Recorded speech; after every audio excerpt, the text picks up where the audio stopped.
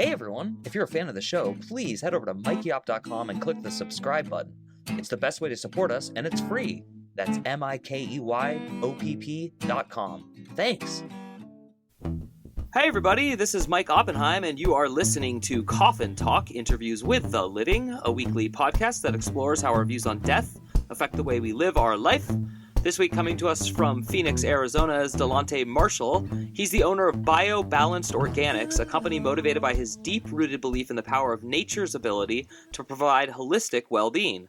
Recognizing the need for providing education on herbs and their transformative potential, Dee was inspired to create a company dedicated to providing high-quality organic herbs that nourish the body, mind, and spirit. He now resides in Phoenix, Arizona, where he empowers individuals to achieve optimal health naturally. And as he says in his own words, let's bring everyone to nature. Dee, welcome to the show. How's it going?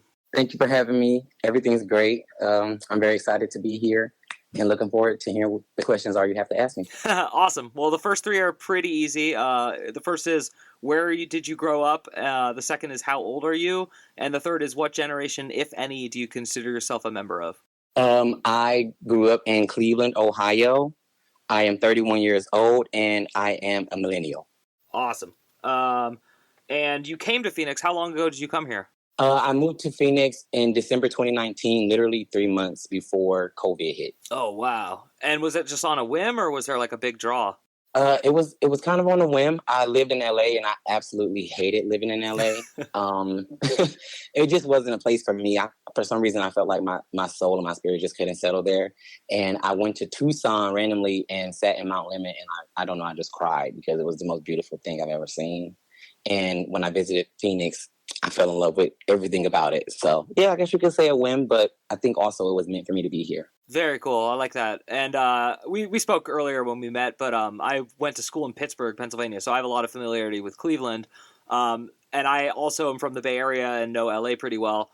So having experienced all three cultures pretty similarly, without my input on what I think of all three, I'm just curious, how would you juxtapose Cleveland versus LA? I would say that LA is a more superficial version of New York. Okay. Right. And Cleveland is kind of like super similar to New York in the fact that most people there are kind.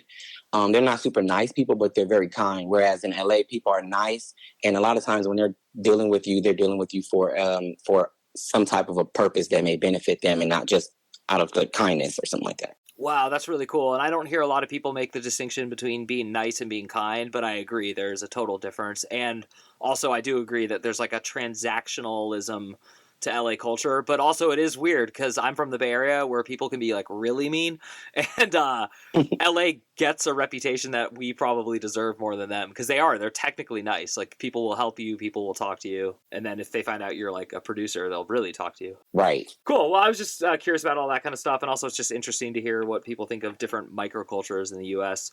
Now, when we met, like you blew me away for a lot of reasons, but your story of like working in medicine and doing it your way was really impressive to me. So I don't know how long it takes you to tell that story, air quotes, but I don't know if you just kind of want to go on your journey, like from childhood to being interested in medicine the way you are. Well, growing up, my oldest brother, he's always been interested in medicine to the point where like he would go away to college, and when he come home, he would quiz me on random things. Like if this random fact is called ontogeny recapitulates phylogeny, and it literally is it's a zoologist created the concept or theory, I guess you can call it, and it's that every embryo in the beginning stages are exactly the same. You cannot tell them apart, and it's literally true. You can't tell not one single living organism apart when it's first conceived. It's not until like once you get into like the third stage of, I guess, pregnancy, the third trimester, where you start to then create the different chromosomes. And from there, I was like, oh my goodness, this is interesting. And medicine, not so much. I wasn't really interested in pharmacology.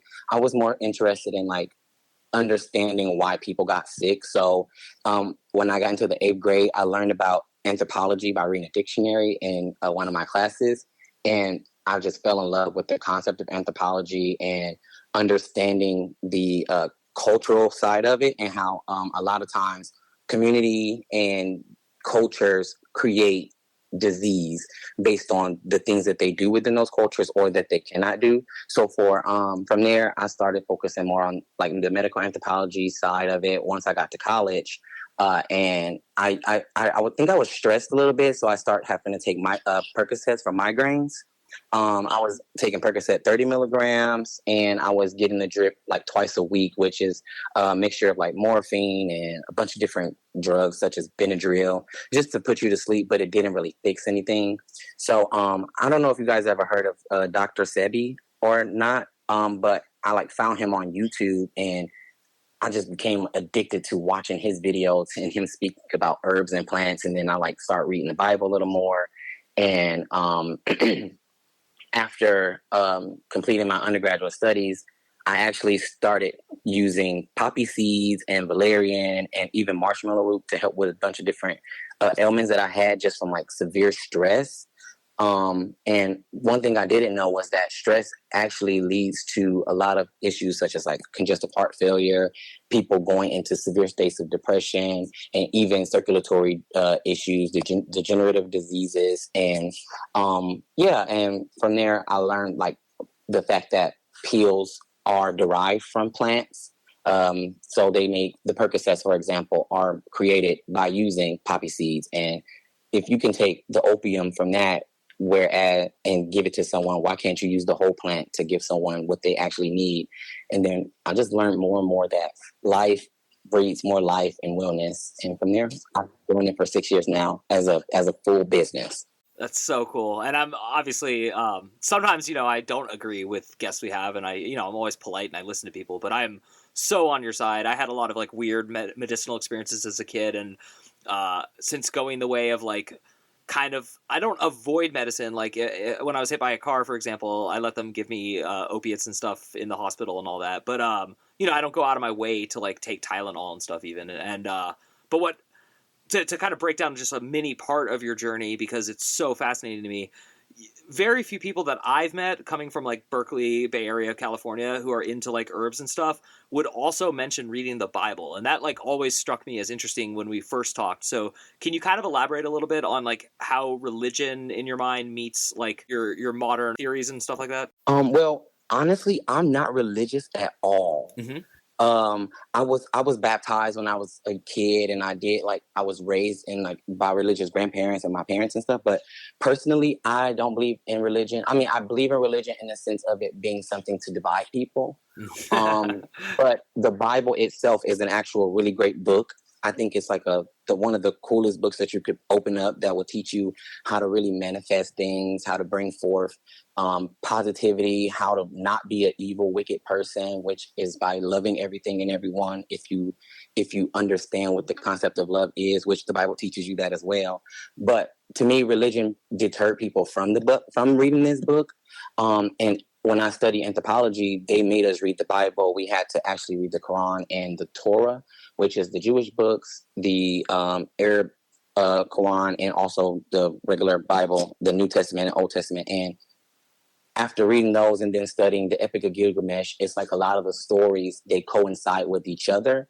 It's just that what is taught mainstream it's meant to teach you to not tolerate others versus teach you to actually love. So I'm not religious, but I do believe that this is a really, really good read if someone may want to pick it up and scrap the whole concept of religion and just open it up and read it. Start at any one of the books, and it will be exceptional if you just take it from a different perspective. That's really cool, and I totally agree. And I think it's interesting because like I've read 1984 by George Orwell like 4 times, and it is not my religion and it's not a Bible, but it's a great story and there's parables, and I like take the lessons. So that's cool, and that's a good way to look at it. Growing up in Ohio, because my experience with Ohio is it's a pretty religious state. Have you ever like alienated people with your philosophy, or has it been pretty smooth sailing since you're like nice and kind and you work in healing?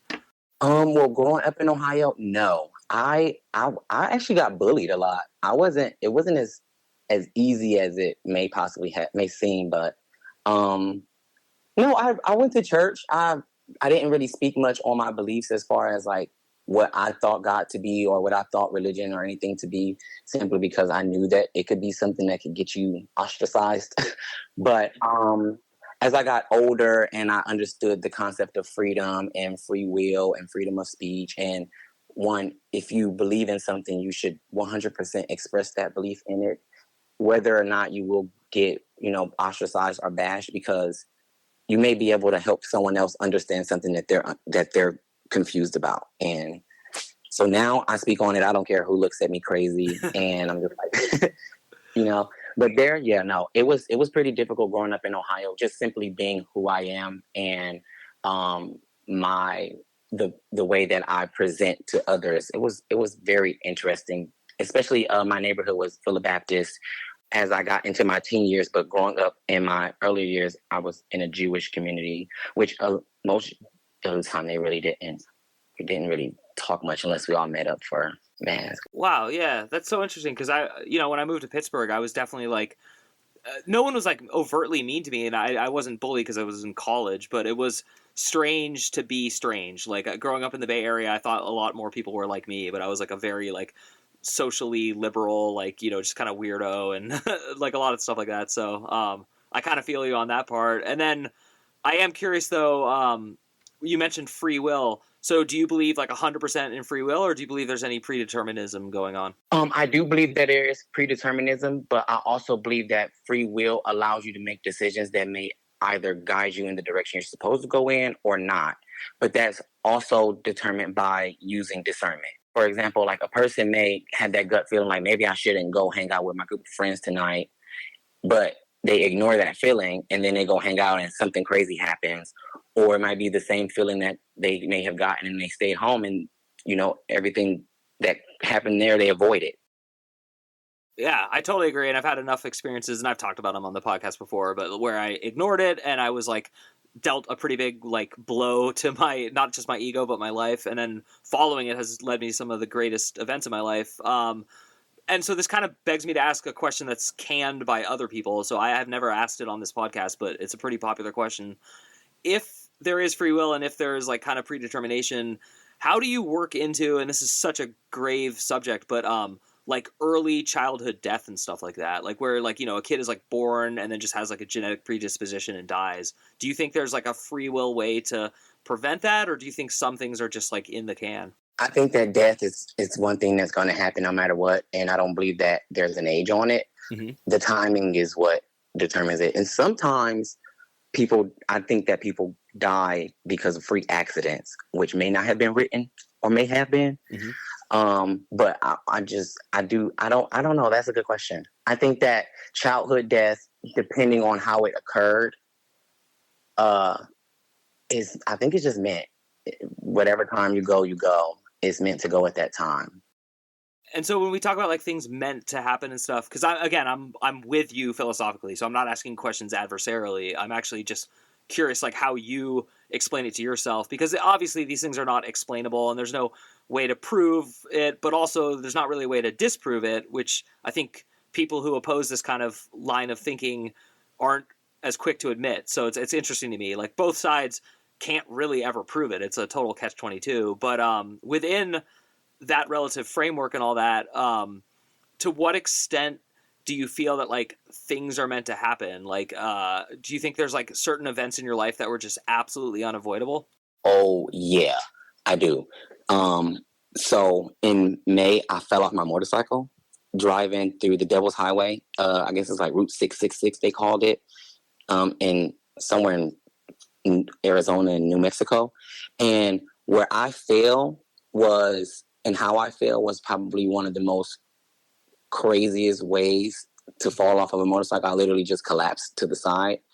But 200 feet was a rocky cliff that I could have fallen off of. Wow. And instead I fell on the mountainside, and nothing was wrong with me. I literally just had a scratch on my shoulder and a bruise on my hip. And when I say nothing was wrong with me, but my engine on my motorcycle started leaking oil. So I got picked up on a 3-wheel trike. We made it past that, and literally one of the other guys had fallen in the spot that I could have fallen in, and he literally ripped up his clothes and shredded everything. Wow. So I guess now is definitely the perfect time to ask the question of the podcast, which is, what do you think happens when you die? Hey everybody, did you know that I write novels? Well, I do, and I have a new one out, and it's called Ardor, and it's about a world-famous psychic traveling around trying to stop other psychics from ruining everything on Earth. It's a fun read, a ton of people have already read it and loved it, so head over to mikeyop.com, click the big link, and get your copy today. Thanks a lot. I have like a weird thought about that. I think that depending on who you are at the moment that you die, as far as like what phases you have been through, do you have hate in your heart? Are you a peaceful person? Are you kind to others? Are you loving? I think that if you pass all of those notches, then you go on to whatever's next. And I think if you die, for example, like as a kid, maybe you have to come back here and deal and complete whatever lesson that you haven't been able to accomplish. So, okay, I love that answer. So when you say like that you have to accomplish, do you mean like a greater entity than yourself, like a soul, so to speak? Yes, I think that it has more to do like with internal versus doing things like within the world itself. I think it really has to do with you figuring out like your internal peace so that you can go on to whatever heaven is for you. Cool. And so there's like probably 20,000 people who say they believe in reincarnation and then also say like, and I was Cleopatra. Like it's a joke, but you know, a lot of people really do think that. Do you think that like you were once people who like we could reference in this like culture? Like, do you think you've been humans on Earth that came before this? Or do you think that like you are uniquely D and then there's also a bigger you? I believe that I do believe that I may have reincarnated from someone else. I don't know who it may have been, but I remember being a kid and having a dream that I was riding in the passenger seat of a red car with my grandma as a kid. And as a child, my grandmother couldn't drive. Mm-hmm. Right. And when I mentioned it to my mom, she kind of freaked out, but she never told me what it was that she freaked out from. So I'm just looking at her like I just remember her saying, for as long as you were a kid, your grandmother never drove a car. And I know exactly the red car you're talking about, but she never elaborated. So I do believe that you reincarnate maybe from someone within your generational line until that spirit has met its place to go on to wherever the next space is. And I have to return to this hell. Cool. I like that a lot. How much of your life is spent thinking about the kind of stuff we just talked about versus how much is just you here focused on the be here now? A lot of it. Me and my friends, we talk about this type of stuff all the time. Like we talk about altars. So I have a friend that's very religious, and we always talk about reincarnation and why we think certain things happen the way that they do. And it just is really interesting to see the different thoughts of people who were actually pretty much raised in the same generation with regards to like spirituality, religion, life, death. But yeah, this is something that's always talked about, especially since I work with herbs and I have a lot of people who I deal with that either have terminal illnesses or maybe dealing with something like autoimmune that they're always wondering or worried about dying. And I'm just like, look, if you have positivity and you believe that you can beat this, you can. And a lot of people do. But to me, death is the one thing that people should talk about more because it's going to happen. And I don't think that you should be afraid of it. Yeah, amen. That is the mission purpose of this podcast. So obviously I'm with you. And do you think that like the mysteries of life can actually be explained? Like, do you think there's like a moment where like you're going to understand it all? Or do you think it's just something that's kind of like an experience? Like, do you feel like you're ever going to know? I don't think that I will ever fully know what happens. Are you talking about like after death or as far as just like life itself? Kind of like all of it, like, you know, just kind of like we, you know, because we've talked before this and we're both like alluding to the fact that like we feel like there's lessons to learn here and there's things to accomplishment and some things are unavoidable but others are. So I'm just curious, like, do you think there's ever this like aha moment where D gets to understand all that, or do you think that's beyond like the human life experience? No, I think it is the aha moment. And I believe that aha moment comes when a person is like in solitude with themselves and allowing their brain to think instead of being like so afraid to listen to their thoughts and respond to them. Yeah. Because I think I had an aha moment when I like read the Bible a little more and I was like, wait, everything really is connected. And hear me out. Anything that breathes, because plants breathe, anything that breathes, anything that like has life in it, it all comes from the same place and leaves and returns and leaves and returns. There's no way you can ever, ever, ever stop that from happening. Yeah. Wow. I'm so intrigued by all of this. And so do you like, because your specialty is like the mind body balance, like, and the spirit. Do you feel like there's just like people who intuitively heal themselves when they're getting sick? Because like part of what I was going to ask you, I probably should mention this now, is like there's a placebo and a nocebo effect, like as studied by Western science, and obviously both apply to what you and I believe in, which is that the brain really does matter and positivity matters. So do you think all of us are like making ourselves ill and then making ourselves better again all the time? Yes, I think it's consistent. Like every day we lose cells, we regenerate more cells, and I believe that mind state plays a part in the ability to regenerate oneself, along with working with nature. Like the sun provides vitamin D, and it provides the most abundant amount of it, and our body provides vitamin D naturally as a hormone. So if you allow yourself to know that you are capable of doing those things, as far as like, oh, if you get sick, I can be healed, I could be healed. You can use everything around you to heal yourself in a positive way. I don't know if you've ever heard of the gateway process. No, I definitely have not. It's a CIA test that they did with hundreds of people. It's called the gateway process, where they put people in these rooms in darkness and made them pretty much think about different things, healing their illnesses, becoming real wealthy, just all type of things. And they were able to determine that the brain waves changed and the cell structure and DNA changed based on those thoughts that that person consistently had. Wow. And that is a factual CIA experiment that they did. And I don't know if you ever heard of, I think it's called Thomas Campbell, a theory of Thomas Campbell. I can't remember exactly, but I watched this video in a Greek mythology course that I took.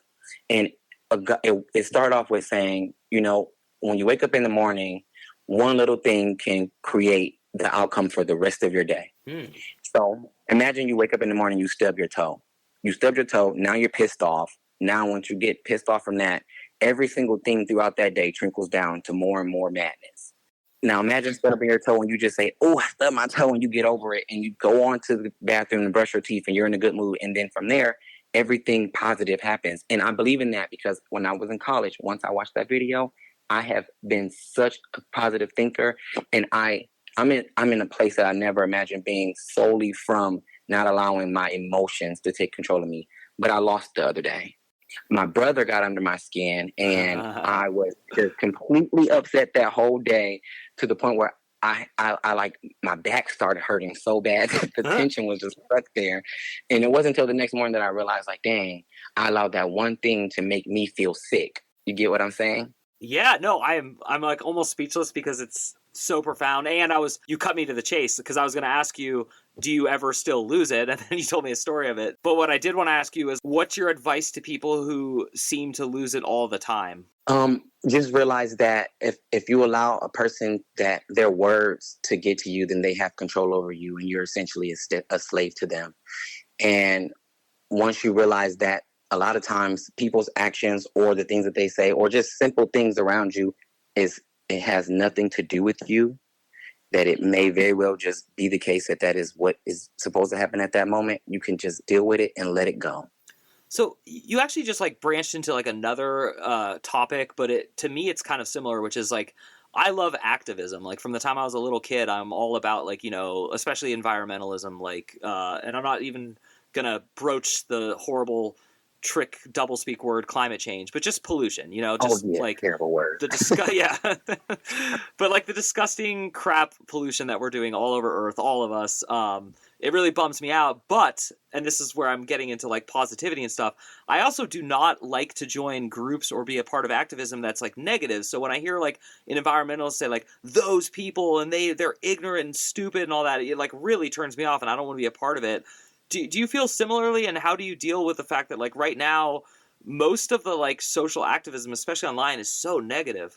Honestly, I deal with it by being funny a lot of times. So for example, people just have so much to say about, I guess, what is it, transgenders and even just race overall. So on Instagram, is people they're complete dips.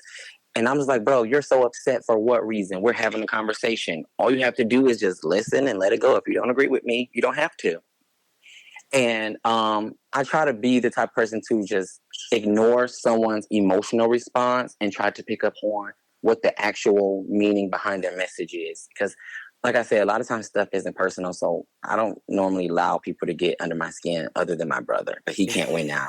Because I know it's I realized what the issue was, and you can't win every battle, and a lot of times just letting someone speak what they feel and completely just not making it personal is the best way to go about it. That's cool. That's great advice. And I do agree. And as I get older, I'm 42 now, I totally harness that like much better. And, in addition to my brother being like the person who can get under my skin, now I'm married. And so I have like another one. And then I have my kid, and she's only like 2, but she's learning, like she's figuring me out. And it's interesting. I have yet to lose my cool with her, but it's getting harder each day as she gets older, because she's just like, oh, okay, so you're like the fake chill dad. All right, well, I can like poke holes in that, So it's like, it's really interesting. Gosh, you've said so many cool things and so many interesting things, and I didn't even really get into how herbs and nature work. I mean, you talked about how everything's interconnected and stuff, but I am curious, like, what would be something you want to let people know now that COVID has quote unquote come and gone, but we're in between like that pandemic and the next one? Like, what's something you would like people to know so that in the future maybe they're less worried, less scared, or better prepared? Just know that you have the ability to fix anything that's broken, whether that be your mind, whether that be a door, whether that be a toe. Just have faith in yourself and faith that it all will work out, and don't lead life through fear. Wow, that's so profound. And your company, if people are interested in it, what should they do? I actually finally have a storefront location in Phoenix, Arizona, where people could stop in and speak to me, look at the herbs, like smell them, get a chance to see actually what they are, what they mean, like how they work. And it's located in the Metroplex, I guess that's what it's called. And also you can check out my website, which is www.biobalancedorganics.com. And I have a lot of explanation of different herbs on there that works in serendipity with the body to help you find the frequency of healing. Awesome. And second to last question, very quick one. How often do people hear like your company name and what you do and then just assume you're like a giant pothead as opposed to a very, very brilliant like chemical engineer with like all this biology understanding? I would say that all the time. So when I tell someone, oh, I create herbal supplements, they're like, oh, you mean, and they make the smoky symbol to their mouth. Like, I'm like, no, like literal plants. I can formulate anything you want to help you or whatever. They're like, for real? I'm like, yeah. And then they start asking me random questions about why I do it and how I do it. And I'm like, this is cool that you're actually really interested in it. Now knowing that it's not marijuana. Yeah, I would definitely, if I was around you and someone was like finding out what you do, I'd be like, no, like he attends like medical seminars and stuff. He like, this guy's the real deal. Well, cool. I'm running out of time, but I always give my guests a chance to just kind of have the floor. So what would you like our audience to know? I just want everybody to know that life is grand if you want it to be. Just enjoy every day as much as you can, because again, we can have another COVID where everyone's locked away, or we can actually find peace in what happened to us. Yeah, man, I'm so glad I got to meet you, and I'm so glad I got to interview you. For everyone listening at home, as he said, you can find him online and also here in the Phoenix area. Daelontae Marshall is his name. He is the owner of BioBalanced Organics, and I want to thank you again for coming on the show. And to everyone listening at home, the best way to support the show is just to head over to mikeyop.com. That's MIKEYOPP.com, and sign up for the weekly newsletter. My name is Mike Oppenheim. You have been listening to Coffin Talk, and we will see you soon.